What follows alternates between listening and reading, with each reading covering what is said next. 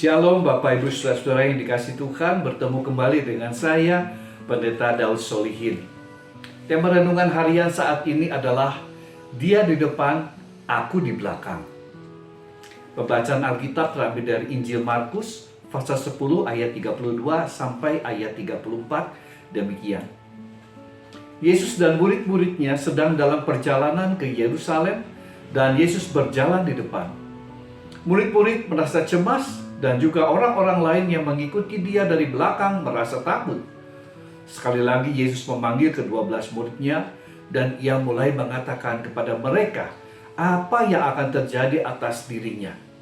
Katanya, "Sekarang kita pergi ke Yerusalem dan anak manusia akan diserahkan kepada imam-imam kepala dan ahli-ahli Taurat dan mereka akan menjatuhi dia hukuman mati.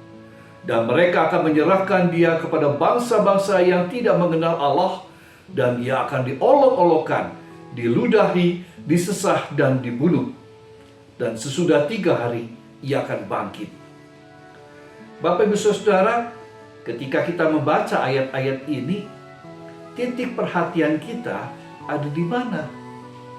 Apakah pada kondisi perjalanan Yesus bersama para muridnya atau pada perkataan Yesus tentang kebangkitannya pada hari yang ketiga sesudah ia mati? Yesus dan murid-muridnya sedang dalam perjalanan ke Yerusalem dan Yesus berjalan di depan. Murid-murid merasa cemas dan juga orang-orang yang mengikuti dia dari belakang merasa takut.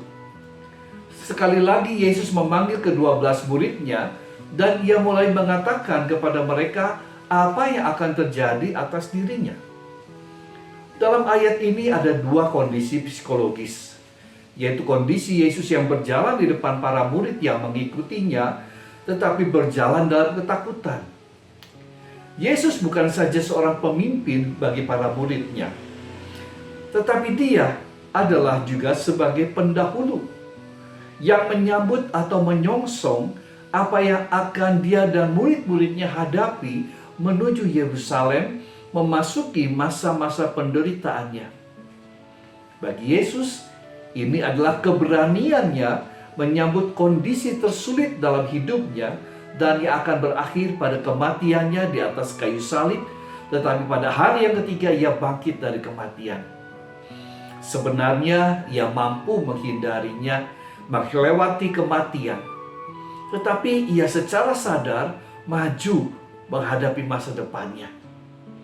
Di sisi lain, para muridnya yang berjalan di belakangnya dalam ketakutan. Mereka tahu juga bahwa Yesus akan mati, tetapi mereka percaya juga bahwa Yesus adalah Mesias.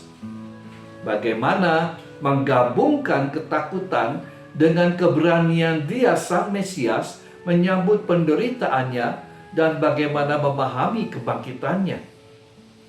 Saudara-saudara, ada 2 hal yang bisa kita pelajari, yaitu yang pertama, mengikut Yesus pada saat ini setelah kebangkitannya mestinya membuat kita hidup bersukacita karena kita berada dalam payung kebangkitannya. Walau dalam hidup ini ada situasi dan kondisi masa-masa sulit, tetapi sadarlah bahwa semuanya itu ada dalam penyertaan kuasa kebangkitannya.